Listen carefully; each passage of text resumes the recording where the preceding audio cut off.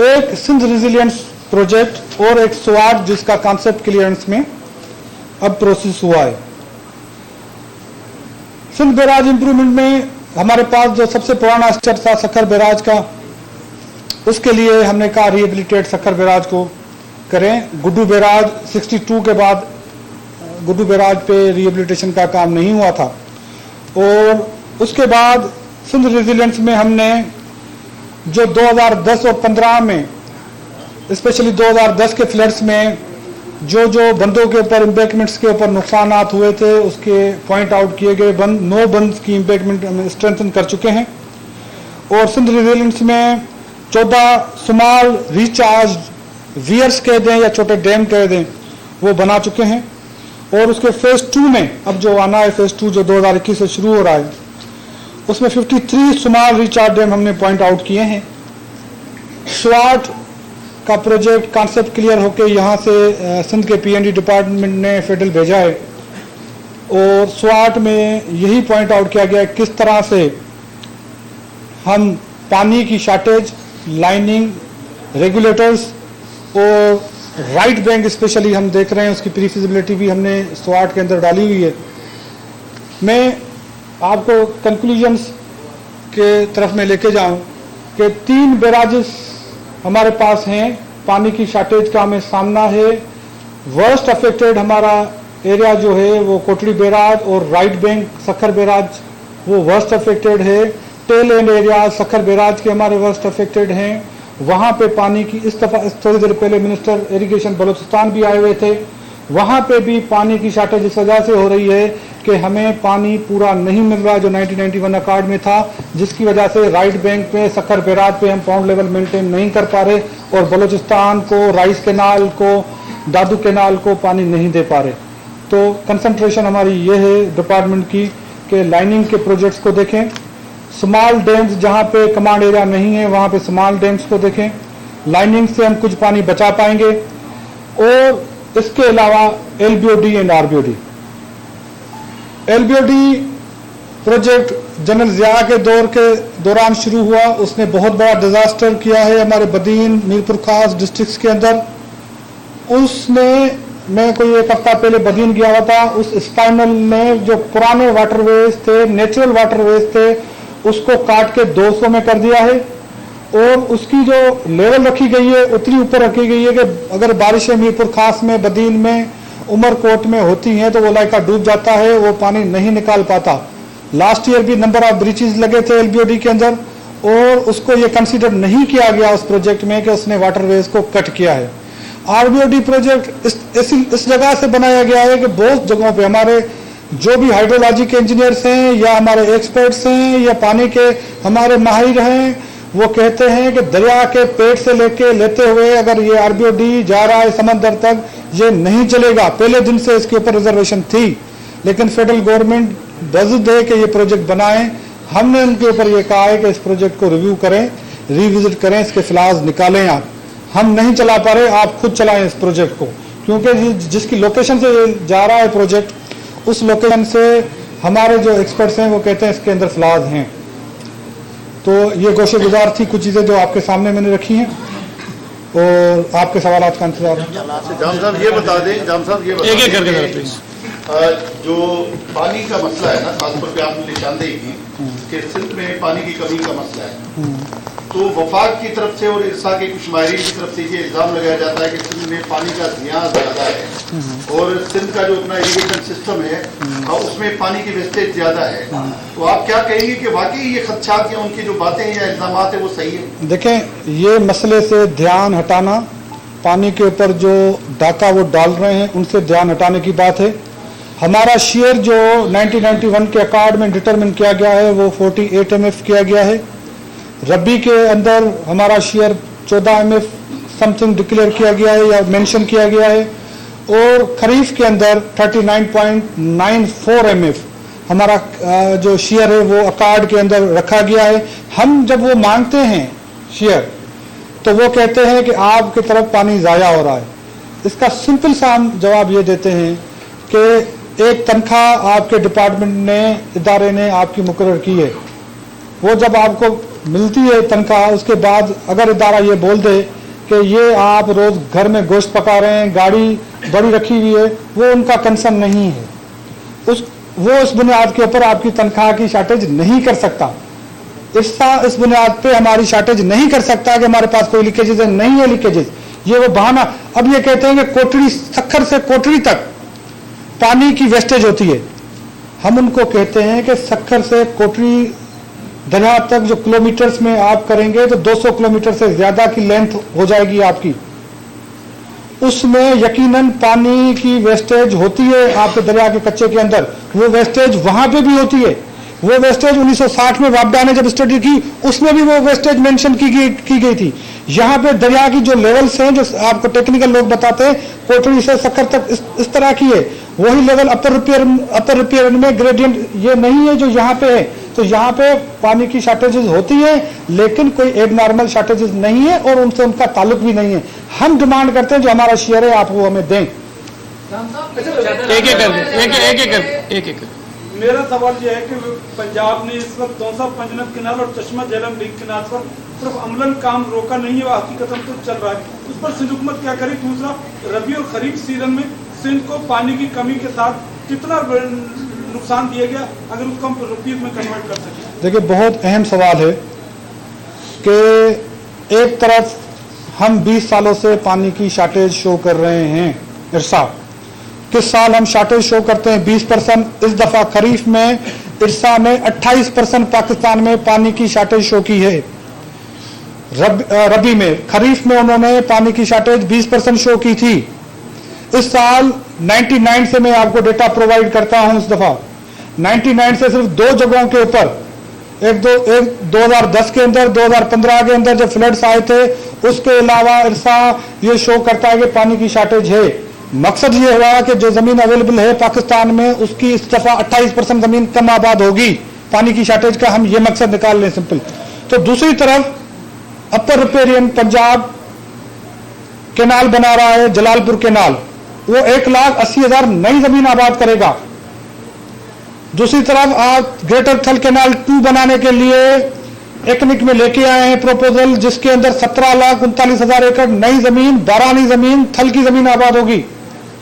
तो ये किस किस्म की प्लानिंग पाकिस्तान में हो रही है। एक तरफ आप शॉर्टेजेस शो कर रहे हैं, एक तरफ बदीन, ठट्टा, सुजावल पानी की शॉर्टेज की वजह से दरिया के अंदर चले गए हैं, दूसरी तरफ आप नई जमीन आबाद करने की बात कर रहे हैं। ये कौन सी प्लानिंग है, कौन सा लॉजिक है, ये बात समझ से बालातर है। इसके ऊपर सिंध में रेजोल्यूशन माजी में भी पास हुए हैं। रिसेंटली पाकिस्तान पीपल्स पार्टी ने रेजोल्यूशन पेश किया जो पास हुआ, जिसमें ग्रेटर थल केनाल 2 और जलालपुर केनाल को कंडेम किया गया है और उसमें यह कहा गया है कि ये केनाल न बनाए, पाकिस्तान इस वक्त ये अफोर्ड नहीं कर सकता। अच्छा, जाम खान साहब, मुंहिंजो सवाल सर अवांखे इहो आहे त सिंध में हिकु पासे पाणी जी शॉर्टेज जो मसइलो हले थो, ॿियो पासे आबाददारी पाणी जी कोठे ॾियनि था। हिन वक़्तु जेको अहम इशू हले पियो, सिंध में भाण जी शॉर्टेज थी वई आहे। यूरिया जेको 1700 रुपए जो आहे, उहो हिन वक़्तु 2800 रुपया मिले थो। वफ़ाक़ पंहिंजो शेयर सिंध खे न पियो ॾे, ऐं ॿियो वरी जेके डीलर्स आहिनि उन्हनि ज़ख़ीरा आंदोज़ी करे वरिती आहे। त तमामु घणो हिकिड़ो इहो अहम इशू हले थो। ॿियो मुंहिंजो इहो इशू आहे, जीअं तव्हां चयो त असां RBOD नथा हलाए सघूं, त इन RBOD न हलाइण खां पोइ वफ़ाक़ जो कहिड़ो जेका रद्द अमल आयो आहे उन्हनि हामी भरी आहे कि इहो हू पाण हलाईंदा। पहली गाल तो जिस तरह से इस हुकूमत की दूसरी नाहलियाँ आप देख रहे हैं, एग्रीकल्चर को ये कंसीडर ही नहीं कर रहे। हमारा मुल्क एग्रीकल्चर कंट्री है, हमारी इकोनॉमी एग्रीकल्चर बेस्ड है, और उसको जिस तरह से इस हुकूमत ने तबाह और बर्बाद किया है, तो इसकी मिसाल दूसरी जगह पे आपको नहीं मिलेगी। आपने DAP का तो भी जिक्र नहीं किया, 10,000 रुपये में भी आपको बोरी नहीं मिल रही DAP की। जो DAP बहुत ज़रूरी होता है, किसान जब वो डालता है तभी कोई फसल की उम्मीद होती है। आपने यूरिया की बात की, आपने पेट्रोल की तो बात ही नहीं की, डीजल की, कि जो ट्रैक्टर 800 रुपये में 1 घंटा चलता था, आज वो 2,000 रुपये में भी 1 घंटा चलाने के लिए तैयार नहीं है। आपने बिजली की जो पंपिंग स्टेशन हम चलाते थे, जिसका बिल 1 लाख का आता था, उसका 3 लाख रुपये भी बिल आ रहा है, उसका तो जिक्र आपने नहीं किया। एग्रीकल्चर तबाह हो चुका है। जो तेजी से अर्बनाइजेशन हो रही है, लोग शहरों की तरफ आ रहे हैं, उसकी सबसे बड़ी वजह यह है कि एग्रीकल्चर में लोगों के पास अभी खाने को कुछ नहीं है। और गवर्नमेंट की नाअहली ये है कि जब कोई चीज़ इंपोर्ट करने की बारी होती है तब नहीं करते, जब कोई चीज़ एक्सपोर्ट करने की पॉलिसी होती है या बारी होती है तब नहीं करते। यूरिया के ऊपर, डीएपी के ऊपर, अपने बीज के ऊपर इनकी कोई कंसीडरेशन नहीं है, कोई इनकी प्लानिंग नहीं है और ये सूरत हाल एग्रीवेट होगी। इस दफ़ा गंदम जहाँ जहाँ लगी है वहाँ पे डीएपी नहीं दिया गया, गंदम जहाँ जहाँ लगी है वहाँ पे फर्टिलाइजर यूरिया हम नहीं दे रहे, प्रोडक्शन आपकी कम होगी, आपको यही गंदम 4000 रुपये मन के हिसाब से इंपोर्ट करनी पड़ेगी और वो करेंगे, लेकिन इस दफ़ा किसानों को ये अवेलेबल नहीं कर रहे। आरबीओडी वाला बहुत अहम इशू है। राइट बैंक आउटफॉल ड्रेन का बहुत बड़ा इशू है सिंध का। राइट बैंक आउटफॉल ड्रेन ने मंचर को तबाह कर दिया है, राइट बैंक आउटफॉल ड्रेन ने हमल को तबाह कर दिया है। पानी जो वहाँ से आ रहा है इनकी गलत प्लानिंग की वजह से सबसे बड़ी जो फ्रेश वाटर बॉडीज थी जिनके ऊपर हमारे मलाहों का गुजर और सफ़र था वो तबाह बर्बाद हो चुका है, कंटेमिनेटेड वाटर हो चुका है। और वो प्रोजेक्ट इतना गलत उन्होंने प्लानिंग करके, आप अंदाजा करें, आप गए होंगे दरिया के बेड के अंदर से आरबीओडी लेके जा रहे हैं। 2010 की फ्लड में वो टूट गया था। दरिया सिंध जो इतना बड़ा दरिया है उसके बेड से आप आरबीओडी किस तरह लेके जाएंगे? एक सेकंड हम चला नहीं पा रहे। हम आरबीओडी के ऊपर हमने उनको कहा है कि इसको रिव्यू करें, इसको देखें। जिस जगह पे आप बनाना चाह रहे हैं, जब भी बारिश आती है, जब भी सैलाब आता है, आरबीओडी टूट जाता है और ये पैसे हम जाया कर रहे हैं। आप अपने भी पैसे जाया कर रहे हैं, हमारे पैसे भी जाया कर रहे हैं और हमें सबसे बड़ा नुकसान हो रहा है कि हमारी जो वाटर बॉडीज है वो तबाह हो चुकी हैं। पानी की शॉर्टेज की वजह से जो नुकसान होते हैं उनके तफसील तो आप ले आते हैं, लेकिन एक तासुब पाया जाता है कि आपके पास इतना अख्तियार नहीं है कि किसी इंजीनियर की आप ट्रांसफर पोस्टिंग कर सकें। कोई और कुव्वत है जो महकमा आबपाशी को चला रही है, तो ये तासुब कितना दुरुस्त है? देखिए, ये तासुर अब खत्म होना चाहिए। इस दफ़ा जहाँ जहाँ पे पानी की शॉर्टेज हुई थी मैं खुद गया था, जहाँ जहाँ पे भी हमें एक्शन लेने पड़े थे हमने एक्शन लिए हैं। और जहाँ जहाँ पे पानी नहीं पहुँच सका, जिन अफसरान की हमने देखी नाअहली थी, एक तो अवल पानी आपके पास सिस्टम में नहीं था तो एंड के ऊपर आपके मसाइल होते हैं। लेकिन जहाँ जहाँ पे मैं नाम नहीं मेंशन करता, गलत बात होगी अफसरान के नाम मेंशन करना यहाँ पे, लेकिन आप ज़रूर देखेंगे कि हमने चीफ इंजीनियर लेवल तक के लिए भी एक्शन प्रपोज किए और लिए भी।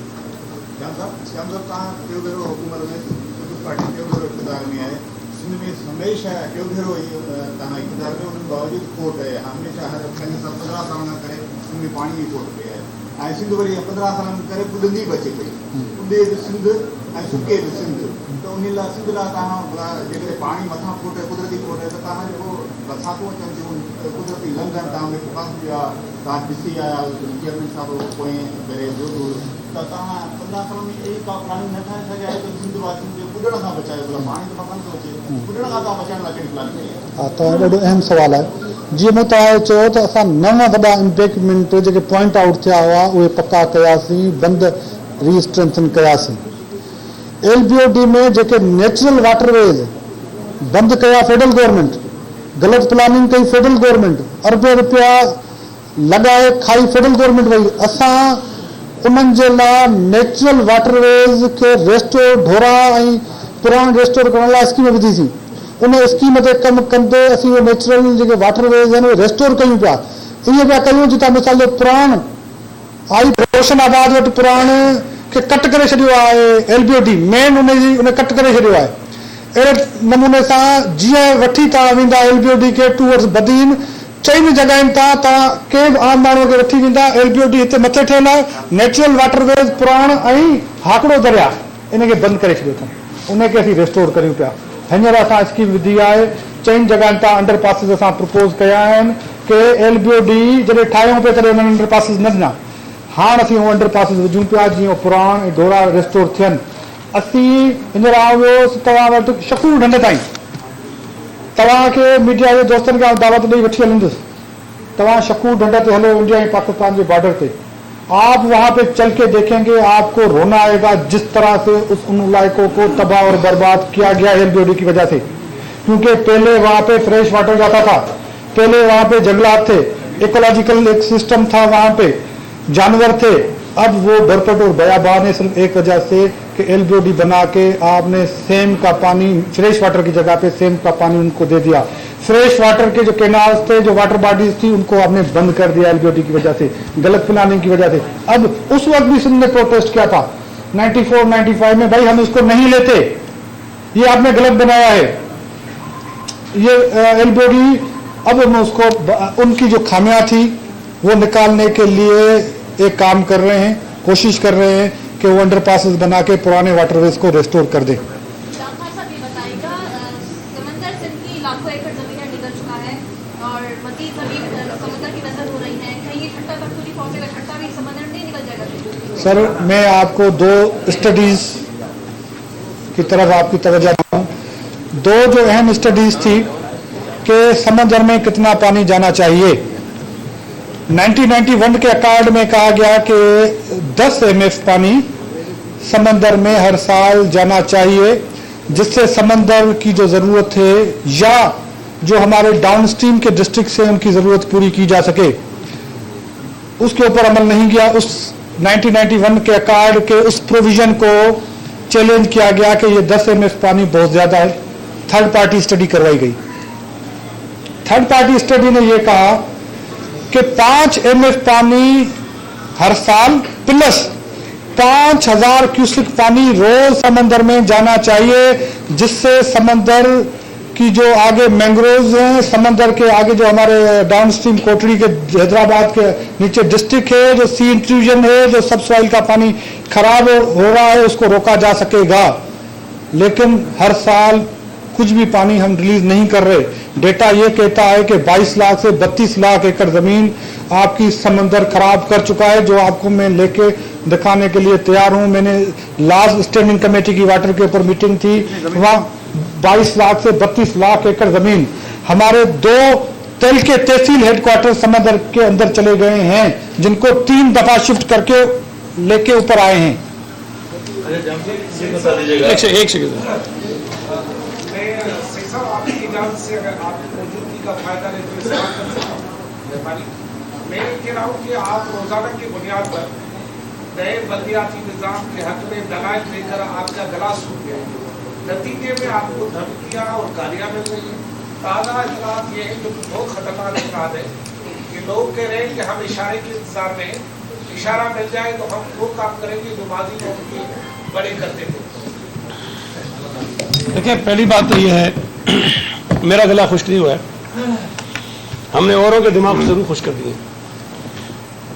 देखिए, लोकल गवर्नमेंट के निज़ाम पर मैं फिर कह रहा हूँ, तनकीद करना, उस पर हुकूमत के ऊपर इल्ज़ामात लगाना, अपनी तजावीज़ देना, मुतालबा करना, मुजाहरा करना, जलसा करना, ये सब कहा, इस पर कोई इशू नहीं है। लेकिन एक अच्छे कानून को और उसके अंदर बेहतरी आने के बावजूद उसको मनफी अंदाज में पेश करके सूबा सिंध के अंदर नफरतें पैदा करने की कोशिश करना, लिसानी फसादात कराने की कोशिश करना, लोगों को आपस में लड़ाने की कोशिश करना, कराची को एक मरतबा फिर अल्ताफ हुसैन के वक्त का कराची बनाने की कोशिश करना, ये ऐसी चीज़ है जिस पर हम कोशिश कर रहे हैं कि ये अमल ना हो, और हमारी जिम्मेदारी भी है, और हम दीगर सियासी जमातों को इससे आगाही भी दे रहे हैं कि जी हमारा कानून आप देख लीजिए। मैंने कल भी बताया था कि 2013 के कानून के मुकाबले में इस वक्त जो तरामीम हमने की हैं, उस कानून को हमने बेहतर किया है,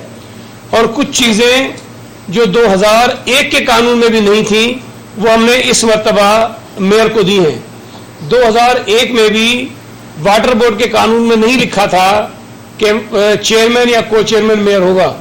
वाटर बोर्ड का कानून ये कहता था कि सूबाई हुकूमत जिसको चाहेगी उसको चेयरमैन लगाएगी। हमने कानून में ये लिख दिया कि वाटर बोर्ड का जो को चेयरमैन है वो मेयर होगा, ये पहले नहीं था। ये सॉलिड वेस्ट मैनेजमेंट बोर्ड, जाम खान शोरो भी वजीर रहे हैं, मैं भी वजीर रहा हूँ लोकल गवर्नमेंट का, 2001 में 79 में, उसके बाद से 2013 में मेयर का काम ही नहीं था, ये गार्बेज कलेक्शन से कोई ताल्लुक नहीं था। लेकिन मेयर साहब रोज खड़े होकर कहते थे मेरे पास तो कचरा उठाने का इख्तियार नहीं है, मेरे पास तो कचरा उठाने का इख्तियार नहीं है। पहली मरतबा पीपल्स पार्टी की सिंध हुकूमत ने सॉलिड वेस्ट मैनेजमेंट बोर्ड का चेयरमैन जो है वो मेयर को बना दिया है, और वाइस चेयरमैन जो है हमने कमिश्नर को बना दिया है। प्रॉपर्टी टैक्स की कलेक्शन कभी भी लोकल काउंसिल्स को नहीं दी गई। हमने वो लोकल काउंसिल्स को दे दी कि कलेक्शन भी आप खुद कीजिए। इसके अलावा जो 10-11 महकमे में बार बार बता चुका हूं कि उसमें हमने लोकल काउंसिल्स के मुंतखब नुमाइंदों को ये उनके साथ कनेक्टिविटी उनके कर दी है, उनको इख्तियार दे दिया है। मैंने बताया था कल, फिर मैं किताब लाना भूल गया हूं भाई, 2013 के कानून में 50 सफात पर इन लोकल गवर्नमेंट के नुमाइंदों के फंक्शंस लिखे हुए हैं, 50 पेजेस है, पूरे 50 पेजेस। अगर वो नहीं अदा कर रहे हैं तो उनसे सवाल किया जाएगा भाई ये तुम्हारी जिम्मेदारी थी, तुमने किया क्या इनमें से। 5 पेजेस पर उनके टैक्सेस हैं, अगर उन्होंने टैक्सेस नहीं लिए तो सवाल उनसे करोगे ये टैक्सेस तुम्हारे थे, तुम बताओ कि किस मद में तुम्हारे कितने टैक्सेस तुमने कलेक्ट किए। जिस बात का जवाब उनको देना चाहिए वो इल्जाम लगा रहे हैं सूबाई हुकूमत की तरफ। लेकिन प्रॉब्लम इनको साथ सिर्फ इनके साथ ये हो गया है कि ये जो है वो तड़प रहे हैं, ये बेचारे परेशान हैं कि कराची में वो हालात कैसे पैदा हों जब ये दोबारा अपने बैलेट बॉक्सेस को भरे। कराची में वो हालात कैसे पैदा हों जब कराची का आदमी वोट डालने जाए तो कहे भाई आपका वोट डल गया है। कराची में वो हालात कैसे पैदा हों कि मरा हुआ आदमी कब्र से भी वोट डाल रहा हो। कराची में वो हालात अब नहीं है, इनको बेचैनी ये है, और ये हालात पैदा उस वक्त होंगे जब खुदा न खास्ता इनको दोबारा वो मौके मिले कि वो यहां पर खुरेजी करें, या लोगों को मारें, लोगों को डराएं, लोगों को धमकाएं। ये कराची शहर को फिर हाईजे करना चाहते हैं। अपने हालात अब नहीं आएंगे। और मैं ये अर्ज कर दूं कि कल वो मैंने देखा एक साहब जो है फरमा रहे थे कि बीबीबी जो है वो गई थी 90 पे। तो भाई जब 88 में इलेक्शन हुआ था, मैं ये मानता हूं 88 के इलेक्शन में एमक्यूएम को सही वोट पड़ा था, जेन्युइन वोट पड़ा था, लोगों ने वोट दिया था। 88 में मैं बिल्कुल मानता हूं जो बात सही है। 90 के इलेक्शन में भी उनको वोट ठीक पड़ा था। ये जो शैतानियां शुरू हुई थी बाद में हुई थी। बीबी बिल्कुल गई थी और एमक्यूएम को हम एक पॉलिटिकल पार्टी समझते थे। कराची के लोगों का, हैदराबाद के लोगों का मैंडेट था उनके पास, बात करने में कोई हर्ज नहीं थी। आज भी मैं ये समझता हूं कि भाई कुछ वोट उनका है जरूर बचा खुचा, हम उसको भी मानते हैं, लेकिन उस वोट की बुनियाद पर पूरे सूबा सिंध को आग और खून की होली में धकेल देना, उसको खेल में झोंक देना, ये नहीं होने देंगे। एमक्यूएम के लोग जो कल वो फरमा रहे थे साहब, मैं उनको याद करा दूं, ये बात मैं बार बार कह चुका हूं। हमें ये कहते हैं कि 2008 में तुमने इनको हुकूमत में क्यों लिया। 2007 में लंदन में कॉन्फ्रेंस हुई थी, 12 मई के बाद ऑल पार्टीज कॉन्फ्रेंस हुई थी, एपीडीएम एक बनी थी वहां पे, याद है आपको सब। उस ऑल पार्टीज कॉन्फ्रेंस में यह फैसला किया था इस मुल्क की सारी सियासी जमातों ने कि एमक्यूएम एक दहशतगर्द तंजीम है, एमक्यूएम के साथ कोई जमात बात नहीं करेगी, कोई जमात इसको पार्टी में अपनी हुकूमत में शामिल नहीं करेगी। ये रिकॉर्ड की बातें सारी, मैं सिर्फ याद दहानी करा रहा हूं। पीपल्स पार्टी ने उससे भी खड़े होकर वहां कहा था कि नहीं, ये जो बातचीत ना करने वाली बात है ये मुनासिब नहीं है, पॉलिटिकल लोगों को एंगेज करना चाहिए। उस वक्त 2008 के इलेक्शंस हुए, पीपल्स पार्टी जीत कर आई। हमें सिंध में हुकूमत बनाने के लिए उनकी जरूरत नहीं थी।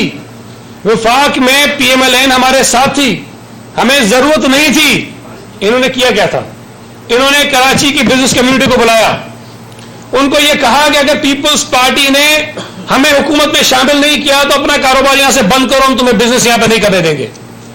पुराने अखबार निकाले आप, 2007 के 8 के इंतखाबात के बाद के, यहां से बिजनेस कम्युनिटी का डेलीगेशन आसिफ अली जरदारी से इस्लामाबाद में मिला था। वहां जाके रोना रोया था कि भाई दहशतगर्दों को हुकूमत में डालो वरना ये शहर में खून खराबा करेंगे। उस वक्त जनरल परवेज मुशर्रफ जो इनका सरपरस्त था वो सदर पाकिस्तान था। पीपल्स पार्टी जब हुकूमत में आई तो यहां की पुलिस डिमोरलाइज थी, यहां के पुलिस को मार मार के उन्होंने बिल्कुल नाकाम कर दिया था, निकारा कर दिया था। पुलिस काम करने को तैयार नहीं थी। पीपल्स पार्टी की हुकूमत इस निजाम को कैसे चलाती, शहर को दहशतगर्दी से कैसे बचाती, इस मुल्क की बिजनेस कम्युनिटी को कैसे बचाती, हमने वो कड़वा घूंट पिया। आसिफ अली जरदारी साहब ने इस उम्मीद पर कि शायद कराची में अमन कायम हो जाए, हम इनको अपने साथ मिला लें, कराची के बिजनेसमैन अपना कारोबार कर सकें, कराची के लोग सुकून की सांस ले सकें, हमने वो कंप्रोमाइज किया और उनको हुकूमत के साथ मिलाया। ये अब कहते हैं हमें क्यों मिलाया, उसको अखबार दिखाएं। ये कहते थे कि अगर कराची का मैंडेट तस्लीम नहीं किया गया तो हम पता नहीं क्या क्या कर देंगे। अखबारों में छपाया आपके भाई, मैंडेट तस्लीम करना क्या मतलब, हुकूमत में आएंगे तो मैंडेट हो गया भाई, असेंबली में आ गए आपका मैंडेट है, आप जितनी सीटें लेकर आए आपको मानते हैं। लेकिन अपने मैंडेट पर ब्लैकमेल करना, डिक्टेट करना, अपनी टर्म्स पर हुकूमतों को झुकाना, ये मैंडेट नहीं होता। ये गुंडागर्दी होती है, ये ब्लैकमेलिंग होती है, ये बदमाशी होती है जो बदकिस्मती से शहर के साथ की गई है माजी में। इस वक्त इनको परेशानी यह है कि अगर बल्दियाती इलेक्शन अगले चंद महीनों में हो गए तो जितनी जिल्लत इनको NA 249 में हुई है, जितनी जिल्लत इनको कैंटोनमेंट के इलेक्शन में हुई है, उससे बड़ी जिल्लत इनके नसीब में लिखी हुई है और वो होगी। उससे बचने के लिए खूरेजी की तरफ जाना चाहते हैं, ये शहर को बर्बाद करने की तरफ जाना चाहते हैं। सवाल ये पैदा होता है कि इतना शोर मचाते हैं लोकल गवर्नमेंट पे, भाई पेट्रोल महंगा हो रहा है, उस पर क्यों आवाज इनके मुंह से नहीं निकलती है कि कराची के लोग पेट्रोल महंगा नहीं ले रहे? कराची के लोगों के घरों में गैस नहीं आ रही है, इनके मुंह से आवाज क्यों नहीं निकलती है कि जी वफाकी हुकूमत गैस नहीं दे रही हमें? कराची की इंडस्ट्रीज को गैस बिल्कुल बंद कर दी गई है, इनके मुंह से आवाज क्यों नहीं निकलती है कि कराची की इंडस्ट्रीज को गैस बंद कर दी गई है? महंगाई इतनी हो रही है, इनके मुंह से आवाज क्यों नहीं निकलती है? पेट्रोल की कीमत में इजाफा हुआ पीपल्स पार्टी के साथ 4 मरतबा हुकूमत छोड़ी इन्होंने कि पेट्रोल सस्ता करो, इस मरतबा इनके मुंह से आवाज नहीं निकलती है कि पेट्रोल क्यों महंगा हो रहा है। ये कराची के लोगों के हमदर्द नहीं है, ये अपनी सियासी दुकान चलाना चाहते हैं कराची में खूरेजी करके। मुझे फख्र है, मुझे खुशी है कि कराची के लोग इनके बेकामे में नहीं आ रहे हैं, इनकी बातों को तस्लीम करने को तैयार नहीं है। ये जितनी ड्रामेबाजियां कर लें, ये इधर उधर की कहानियां दिखा दें, MQM कराची के शहर की खैर ख्वाह नहीं है। अगर कोई और कहे ना कि जी पीपल्स पार्टी कुछ नहीं कर रही तो उसको हक है बोलने का। MQM को हक नहीं है कि हम पे बोले कि हमने कुछ नहीं किया। जिस जमात ने शहर को बर्बाद किया है, मौजूदा कमांड एरिया जो जमीनें आबाद हो रही हैं वो रेगिस्तान बन रही हैं, वो उसके लिए पानी नहीं दे रहे, तो नए कैनाल के लिए कहाँ पानी देंगे? यही मैंने अर्ज किया था कि उन्होंने बदरीन, टट्टा, सजावल जो आबाद जमीनें थी, जहाँ पे सखर बैराज, कोटरी बैराज की नहरें खुदी हुई हैं, जहाँ पे हमारे कैनाल बने हुए हैं, वहां पे हम पानी नहीं दे रहे, तो थल को, डिजर्ट को किस तरह वो करने देंगे? हाँ, थल आबाद कर रहे हैं, थल के लिए थल कैनाल बना रहे हैं, यहाँ के लिए। थैंक यू, बहुत शुक्रिया भाई लूट लिया। मैंने गलत है।